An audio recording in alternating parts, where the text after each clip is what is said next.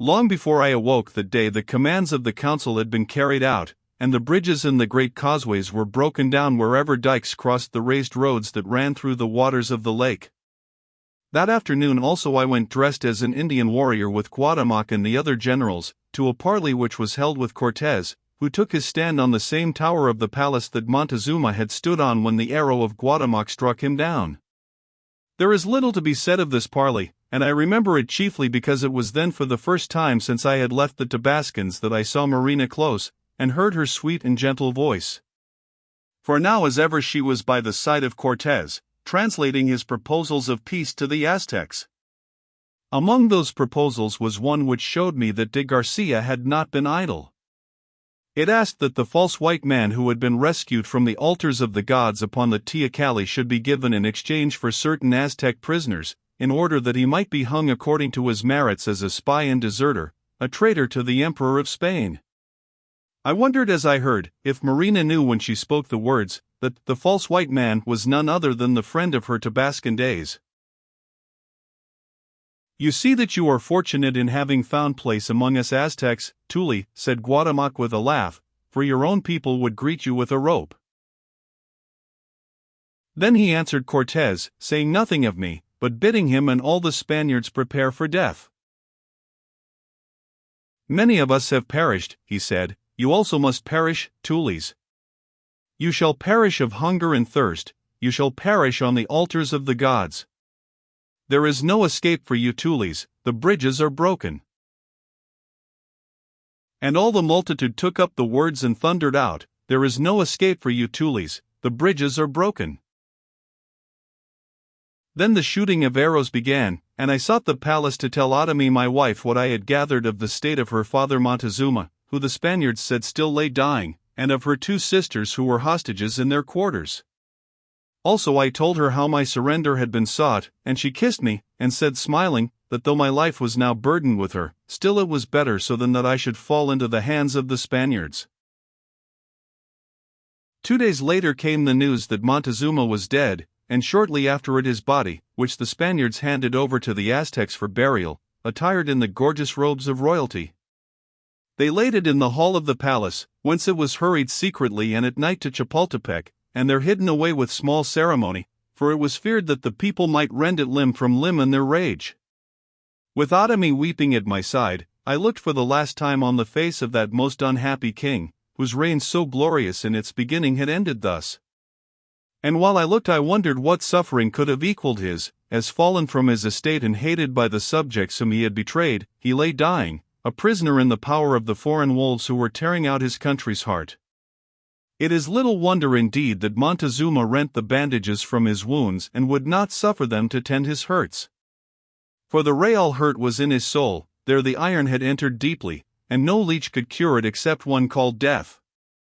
And yet the fault was not all his. The devils whom he worshipped as gods were revenged upon him, for they had filled him with the superstitions of their wicked faith, and because of these the gods and their high priest must sink into a common ruin. Were it not for these unsubstantial terrors that haunted him, the Spaniards had never won a foothold in Tenochtitlan, and the Aztecs would have remained free for many a year to come. But Providence willed it otherwise, and this dead and disgraced monarch was but its instrument. Such were the thoughts that passed through my mind as I gazed upon the body of the great Montezuma.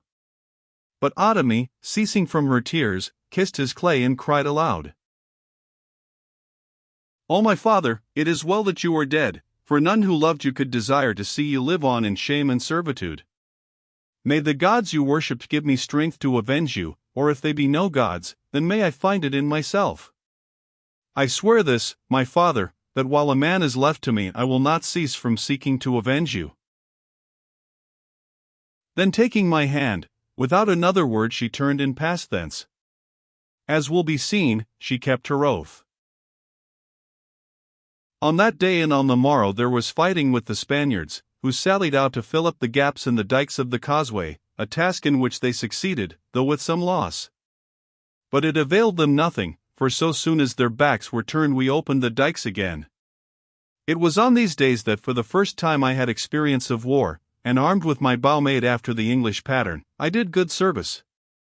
As it chanced, the very first arrow that I drew was on my hated foe de Garcia, but here my common fortune pursued me, for being out of practice, or over-anxious, I aimed too high, though the mark was an easy one, and the shaft pierced the iron of his casque, causing him to reel in his saddle, but doing him no further hurt. Still this marksmanship, poor as it was, gained me great renown among the Aztecs, who were but feeble archers, for they had never before seen an arrow pierce through the Spanish mail. Nor would mine have done so had I not collected the iron barbs off the crossbow bolts of the Spaniards, and fitted them to my own shafts. I seldom found the mail that would withstand arrows made thus, when the range was short and the aim good. After the first day's fight I was appointed general over a body of 3,000 archers, and was given a banner to be borne before me and a gorgeous captain's dress to wear. But what pleased me better was a chain shirt which came from the body of a Spanish cavalier. For many years I always wore this shirt beneath my cotton mail, and it saved my life more than once, for even bullets would not pierce the two of them. I had taken over the command of my archers but 48 hours, a scant time in which to teach them discipline whereof they had little, though they were brave enough, when the occasion came to use them in good earnest, and with it the night of disaster that is still known among the Spaniards as the Noche Triste. On the afternoon before that night a council was held in the palace at which I spoke, saying, I was certain that the Tulis thought of retreat from the city, and in the dark, for otherwise they would not have been so eager to fill up the canals and the causeway. To this Cuitlahuac, who now that Montezuma was dead would be emperor, though he was not yet chosen and crowned, answered that it might well be that the Tulis meditated flight, but that they could never attempt it in the darkness, since in so doing they must become entangled in the streets and dikes. I replied that though it was not the Aztec habit to march and fight at night, such things were common enough among white men as they had seen already, and that because the Spaniards knew it was not their habit, they would be the more likely to attempt escape under cover of the darkness, when they thought their enemies asleep. Therefore I counseled that sentries should be set at all the entrances to every causeway. To this Cuitlahuac assented, and assigned the causeway of Tlacopan to Guatemoc and myself, making us the guardians of its safety. That night Guatemoc and I, with some soldiers, went out towards midnight to visit the guard that we had placed upon the causeway. It was very dark and a fine rain fell, so that a man could see no further before his eyes than he can at evening through a Norfolk roke in autumn. We found and relieved the guard, which reported that all was quiet, and we were returning towards the great square when of a sudden I heard a dull sound as of thousands of men tramping. Listen, I said. It is the Tulis who escape, whispered Guatemoc. Quickly we ran to where the street from the great square opens onto the causeway, and there even through the darkness and rain we caught the gleam of armor. Then I cried aloud in a great voice, To arms! To arms! The Tulis escaped by the causeway of Tlacopan. Instantly my words were caught up by the sentries and passed from post to post till the city rang with them. They were cried in every street and canal, they echoed from the roofs of houses, and among the summits of 100 temples. The city awoke with a murmur, from the lake came the sound of water beaten by 10,000 oars, as though myriads of wildfowl had sprung suddenly from their reedy beds. Here, there, and everywhere torches flashed out like falling stars, wild notes were blown on horns and shells, and above all arose the booming of the snakeskin drum which the priests upon the teocalli beat furiously.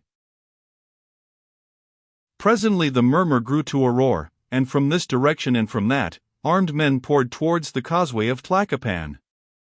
Some came on foot, but the most of them were in canoes which covered the waters of the lake further than the ear could hear. Now the Spaniards, to the number of 1,500 or so, accompanied by some 6,000 or 8,000 Tlascalans, were emerging on the causeway in a long thin line. Guatemoc and I rushed before them, collecting men as we went, till we came to the first canal, where canoes were already gathering by scores. The head of the Spanish column reached the canal and the fight began, which so far as the Aztecs were concerned was a fray without plan or order, for in that darkness and confusion the captains could not see their men or the men hear their captains. But they were there in countless numbers and had only one desire in their breasts, to kill the Tulis.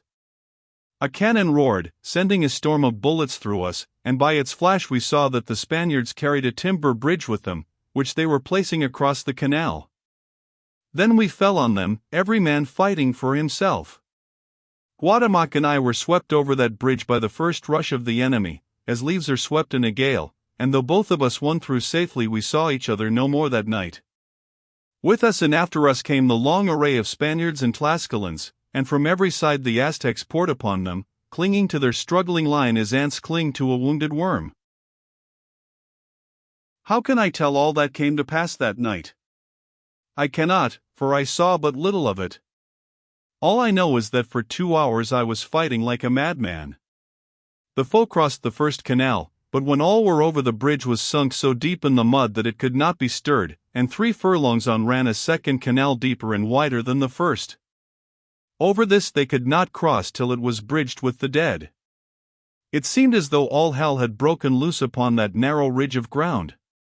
The sound of cannons and of arquebuses, the shrieks of agony and fear, the shouts of the Spanish soldiers, the war cries of the Aztecs, the screams of wounded horses, the wail of women, the hiss of hurtling darts and arrows, and the dull noise of falling blows went up to heaven in one hideous hurly-burly.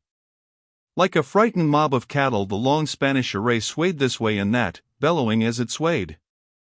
Many rolled down the sides of the causeway to be slaughtered in the water of the lake, or borne away to sacrifice in the canoes. Many were drowned in the canals, and yet more were trampled to death in the mud.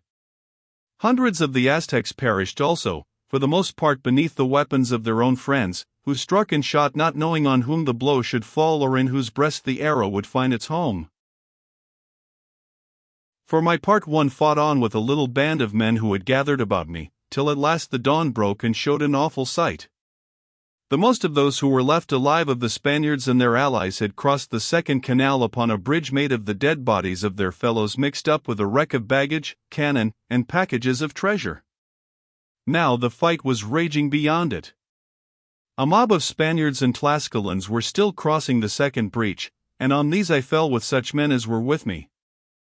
I plunged right into the heart of them, and suddenly before me I saw the face of de Garcia. With a shout I rushed at him. He heard my voice and knew me. With an oath he struck at my head. The heavy sword came down upon my helmet of painted wood, shearing away one side of it and felling me, but ere I fell I smote him on the breast with the club I carried, tumbling him to the earth. Now half stunned and blinded I crept towards him through the press. All that I could see was a gleam of armor in the mud. I threw myself upon it, gripping at the wearer's throat, and together we rolled down the side of the causeway into the shallow water at the edge of the lake. I was uppermost, and with a fierce joy I dashed the blood from my eyes that I might see to kill my enemy caught at last. His body was in the lake, but his head lay upon the sloping bank, and my plan was to hold him beneath the water till he was drowned, for I had lost my club. At length, de Garcia! I cried in Spanish as I shifted my grip. For the love of God, let me go, gasped a rough voice beneath me. Fool, I am no Indian dog. Now I peered into the man's face bewildered. I had seized de Garcia, but the voice was not his voice, nor was the face his face, but that of a rough Spanish soldier. Who are you? I asked, slackening my hold. Where is de Garcia, he whom you name Sarceda? Sarceda? I don't know. A minute ago he was on his back on the causeway. The fellow pulled me down and rolled behind me. Let me be, I say. I am not Sarceda, and if I were, is this a time to settle private quarrels? I am your comrade, Bernal Diaz. Holy Mother! Who are you? An Aztec who speaks Castilian. I am no Aztec, I answered. I am an Englishman, and I fight with the Aztecs that I may slay him whom you name Sarceda. But with you I have no quarrel, Bernal Diaz. Begone and escape if you can. No, I will keep the sword with your leave. Englishman, Spaniard, Aztec, or devil, grunted the man as he drew himself from his bed of ooze, you are a good fellow, and I promise you that if I live through this, and it should ever come about that I get you by the throat, I will remember the turn you did me. Farewell, and without more ado he rushed up the bank and plunged into a knot of his flying countrymen, leaving his good sword in my hand. I strove to follow him that I might find my enemy, who once more had escaped me by craft, but my strength failed me, for de Garcia's sword had bitten deep and I bled much. So I must sit where I was till a canoe came and bore me back to Otomi to be nursed, and 10 days went by before I could walk again. This was my share in the victory of the Noche Triste. Alas! It was a barren triumph, though more than 500 of the Spaniards were slain and thousands of their allies. For there was no warlike skill or discipline among the Aztecs, and instead of following the Spaniards till not one of them remained alive, they stayed to plunder the dead and drag away the living to sacrifice.